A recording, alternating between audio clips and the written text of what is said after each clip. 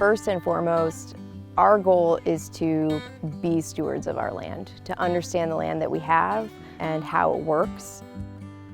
My name is Nikki Morgan. I'm one of the owners of Beet Farm, which is in Eolia, Missouri. The main focus of our farm is diversified vegetable production. So we focus on growing organically without pesticides, herbicides, or synthetic fertilizers. We do a lot of things besides vegetables. We tend to dabble a little bit in agroforestry. It's not our main focus, but obviously we're doing maple syrup with our maple trees. We grow a number of perennials, including a lot of fruits and nuts. So we grow in our orchard apples, plums, pears, figs, pawpaws. We also have elderberry, hazelnut, wild blackberry, wild black raspberry from our forest. We have all the sumacs, wild plums. There's just a ton of things that you can harvest from your forest land as food crops that most people don't know a lot about and are just right there for you in front of your face. We've been working with the NRCS essentially since we started farming. Within our first year, we kind of made contact with them, and we had a particular person that took us under her wing and helped us, but so far we've had tons of staff that have been involved in our operation. Every year we have had some version of an NRCS program active on our farm. We've built 2 high tunnels with the EQUIP program. We have a contract with the Conservation Stewardship Program where we implemented an agroforestry planting with multi-crop species. We have put in a bat habitat on 10 acres of our forest land. We've put in cover crop in our orchard. We have built a pollinator habitat in our field. So we've done a lot of different programs throughout the past few years with them. In addition to some of the financial support, we've received technical support in the form of management plans. We've had a transition to organic plan done, which is an assessment to let us know what it would take to certify our farm as organic. We've had a water management plan to help us build a desirable water management system, a forest management plan to help us clean up our forest to make it more healthy for the trees, for the livestock, and for our particular uses such as doing maple syrup. We have sort of 3 areas where we tap maples and we rotate. Every year pretty much we rotate to a different section. So we tap about 110 trees. Holy cow. Every year. And the season generally runs through mid-March, give or take. 2 seasons ago, we were still collecting and cooking the first day of spring. We had to cut off, but we probably could have cooked for another week. So we had a lot of other stuff that we needed to get doing. So that was a record year for us. Great. I think we made about 46 gallons of syrup that year. Impressive. That's a lot of work. Yeah. So now we've created a little bit more of a permanent path along the way. And so our trees are tagged here. So that's the tag. Lets us know our trees. They're all marked with numbers so we can make notes if we need to. And then helps us identify them. So like me, I don't tap a red oak. It's okay to look like an idiot at least once a day, right? That's how you learn, right? Yeah. Well, this is great. You can see this is the scarring from the tap we had this year. By next season, you will hardly be able to find it. There's, you might find like some old ones. That might be one. It completely heals over, but we still rotate just to, we have enough maples. Why stress the tree every year if we don't have to? Even if it's not really hurting it that bad, we've got options. So we bring a trailer through with a big tote, and we take the sap from the buckets, we dump it into the tote, and then that goes back and we cook back by the house. So we're kind of close to power and all of that, but we cook over wood fire outside. And we've invested in a reverse osmosis process. Reverse osmosis, if you use it in your kitchen water, it's going to take the contaminants out of your water so you have a more pure water. Well, for us, what we want are the contaminants, which is the sugar and the minerals. And so it essentially takes about half of the water content out of the sap before you cook it, and then you don't have to cook as long. So instead of doing like a 12-hour cook and getting 2.5 gallons of syrup, we can do a 6 to 8 hour cook and get 2 to 3 gallons of syrup. That's pretty neat. Have you done anything to help these trees grow any better? I'm a forester, I have to ask these questions. Nope. We let them do what they're doing. We'd rather keep it more open and still accessible to the wildlife. We did do a forest management plan. We haven't implemented it, but it was one of the first in Missouri where it was actually specifically for maple production. Oh, that's so cool. I did not know that. Yes. That's really cool. The more you know. How many acres of forest land do you have? 50. Okay. So the whole property is about 69 acres. 50 of it is wooded. And then we've got our 4-acre field where we mainly grow vegetables. There's a small kind of overgrown field in the back where we have other perennials that we harvest like persimmons and wild plums, but we don't do a ton of maintenance there. And then just around the house, the farmyard area there with the orchard. So this basically goes, straight back. It's one solid section of forest. Okay. Yeah. So it's not split up or anything. So a pretty vibrant living area with lots of wildlife. We always say our farm is a living farm. When you come here, like, there are bugs, you're gonna sweat, you're gonna get bitten, you're gonna eat something you didn't want to eat. I like to get people that come here to eat things. So I'll always, it's like, here, try this, now try that. We really like to maintain just a lot of wild edibles. This is fragrant sumac. There's some right there. Yeah, there's some. They're just about ripe. Have you had one before? Yeah, they're really good. It makes berries in the spring. Other types of native sumac make their fruit generally in the fall. This makes nice little tart berries, and sometimes they even look kind of milky, which is a little bit of a turnoff, but they're pretty tasty, and they have a little bit of a hard seed inside them. But it's the skin that has the flavor. So it sounds like you're getting really kind of a lot of value from your forest land. Yeah, its existence is essential to our operation. We don't rely on it for our income by any means. The biggest part of us utilizing forest crops is for education. We just really want to get more people involved, more people to know, the food around them, and to be more interested in it, to just spark that interest. Mm-hmm. Do you want to see the bat habitat? Yes, let's see everything. So this section right here adjacent to our field is where we selected for the bat habitat. We wanted them to be in proximity to where we're growing our vegetables so that they can benefit our entire system.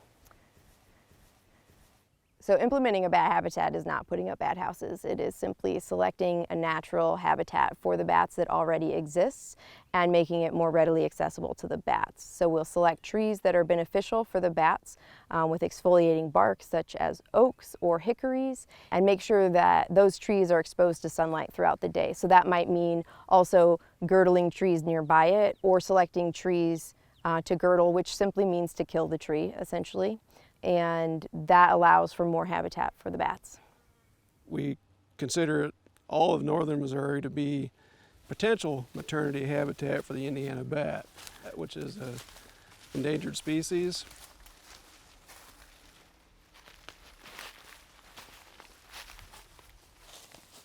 So yeah, this is one of the double girdled trees. It's about a foot up. Oh yeah, right there, okay.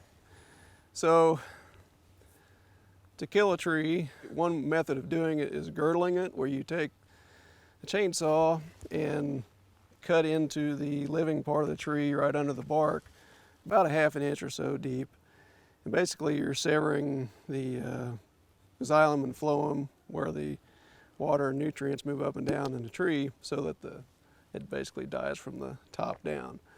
The concept of double girdling essentially is basically giving you insurance to make sure that the process works. So you can see on this tree right here, it's been girdled here, and then way down here, it's been girdled also. And it's been done down so low because there's also another stem coming off the back here. And on more mature trees, a double girdle without any other kind of treatment, no chemical or anything like that, will usually kill a tree, and that's pretty obvious here. Yep, it's very simple, a very natural process, nothing additional added. When was this done?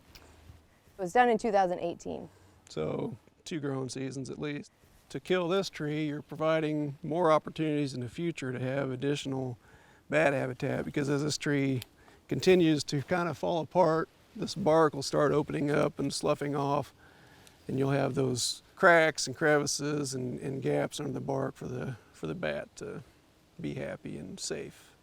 This practice that they've done here is part of the Conservation Stewardship Program. It's a practice to improve your forest land, improve things for habitat. So I guess you've got your whole place in CSP. Yes. All right.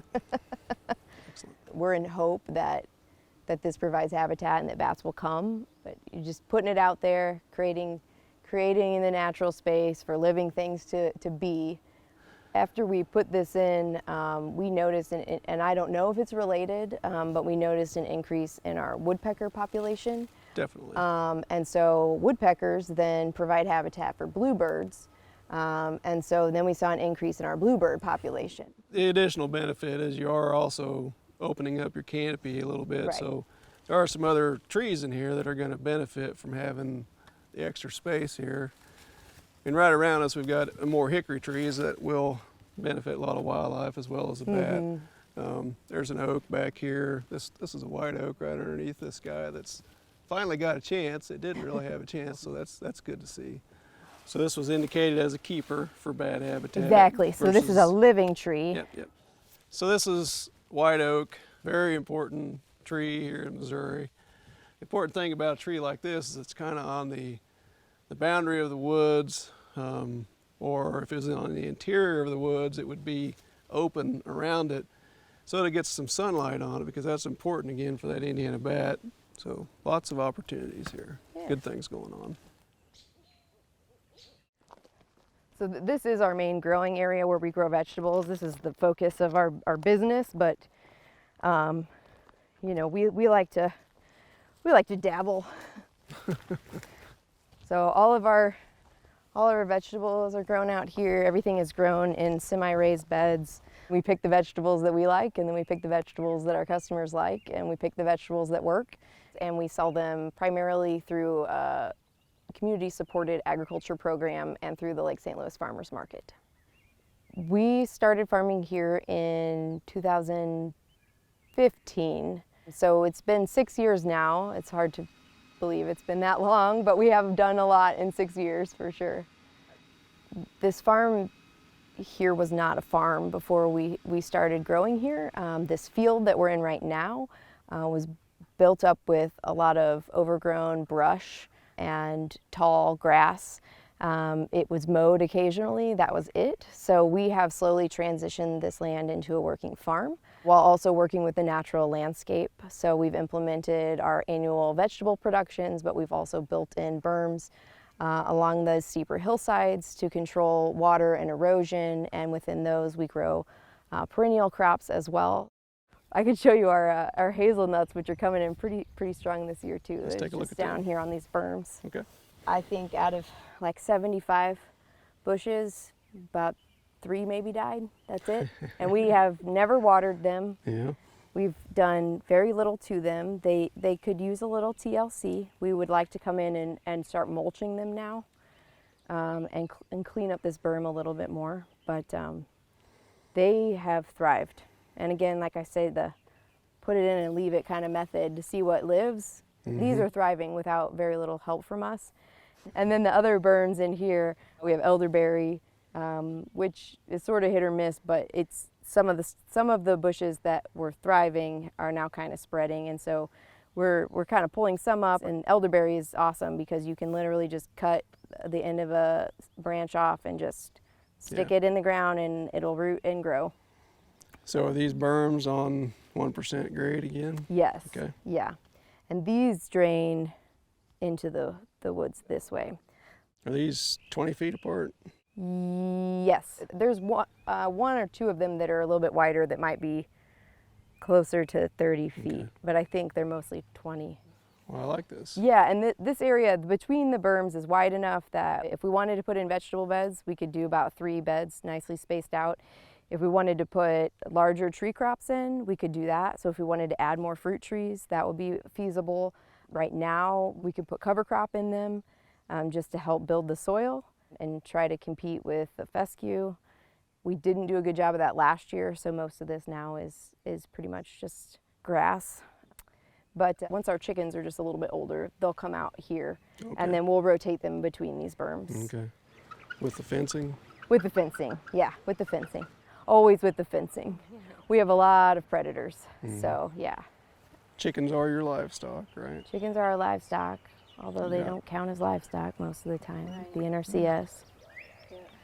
We don't Yeah. tell the chickens that they don't count. Yeah. Tell us about the high tunnels. High tunnels, completely funded by the NRCS, minus a little bit of labor. So the first one went up in 2017, 16, and then this one just went up last year. These are 30 by 96 high tunnels, which fits really nicely because the majority of our vegetable beds are 100 feet, so it's a little easier for us to manage rotation. With 2 tunnels, now we can do better rotation of the main crops we like to grow in there, like our tomatoes, for instance, so that we're not growing tomatoes in the same tunnel year after year. Even if we can rotate the beds, it's still a little harder for pest control. Last year, the tomatoes were over here. This year, they're over there. Same with our turmeric and our ginger, our heat-loving crops. So the high tunnel allows us to grow crops, more tropical crops like ginger and turmeric. You could grow them outside here, especially in Missouri. The summers lately have been pretty hot, but they won't mature as much as they will inside the high tunnels. In here, we can get in much earlier in the season than we would otherwise, and then we can also grow much later into the fall. We've had tomatoes in our high tunnel sometimes into December, depending on the weather. So that's been really nice. It's always good to have those Christmas tomatoes. Let's go look at the tomatoes. Yeah, we can look at the tomatoes. They look really good now, so I'll Yeah, be happy to show they you the look happy. tomatoes. They're all strung up to the structure. We run a wire from one end to the other. So that's strong enough to hold the tomatoes, and it's supported by the actual structure itself. We chose to have the W trusses on the top of the high tunnel, which protects the structure a lot more from wind, heavy snow load, but also just weight from things like tomatoes. So all the tomatoes, they get tied with just a piece of baling twine, and then they get trellised up these lines. So you have fruit here. These leaves above them shade that fruit. Once that fruit is done, we'll strip all the leaves above that until we get to the next section of fruit, and that creates a lot of airflow. That helps a lot with disease management, getting those old leaves out. They're not really serving much of a purpose for the tomatoes at that point, and just keeps them a little bit healthier. And the landscape fabric just helps us with weeds, which also helps us with disease management, because one of the easiest ways to get disease is to not have airflow and to have a lot of weeds that are hosting diseases that are going to affect your plants. So this is our main source of irrigation. It comes from the well that is also used for our house and for our greenhouse. It's not great. We'd love to actually put a well out here that's dedicated for agricultural purposes and separate that from the house, but it works. We use all drip irrigation, so we don't need a ton of pressure. Yeah. It's just pretty hard up at the very top of the field. So this runs from our small garage in the back of the yard area, and runs about 600 feet through the woods out to our field, and then it runs all the way up where the top of our field is. And so each section of field has its own kind of header line that feeds off of that main line. We use all the same drip tape everywhere, so they've got 12-inch emitters, so every foot. For us, our soil is dense enough that we don't want to over-irrigate, so it's nice with low pressure. You generally get pretty good irrigation that way. Our vision is to continue to do what we're doing better. So we want to add more things to our farm, but we want to do it with purpose. So we want to make sure it fits into the natural landscape, the natural workflow of the farm. We want to make sure it's environmentally friendly in what we're doing, but overall we just want to do what we're doing better. One of the next things we're going to be doing is just a small project to hopefully put in a windbreak on the western edge of our field. It's up at the top of the ridge, it gets a ton of wind, and it can do a lot of damage to some of our annual crops.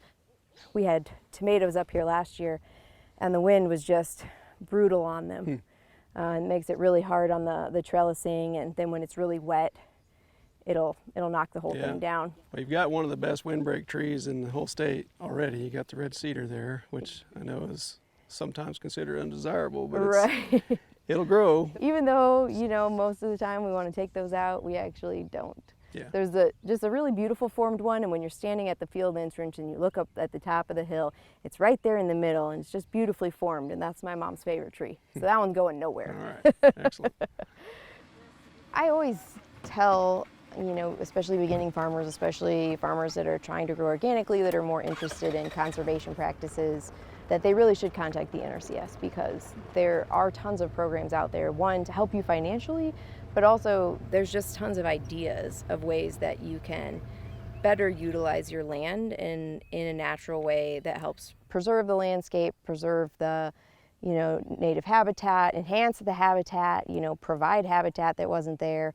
A lot of things that are going to improve your overall farm. And so that's something we usually try to push on a lot of people, is to really contact the NRCS and figure that out. And it's a little bit of work sometimes, like getting in contact, getting the right person.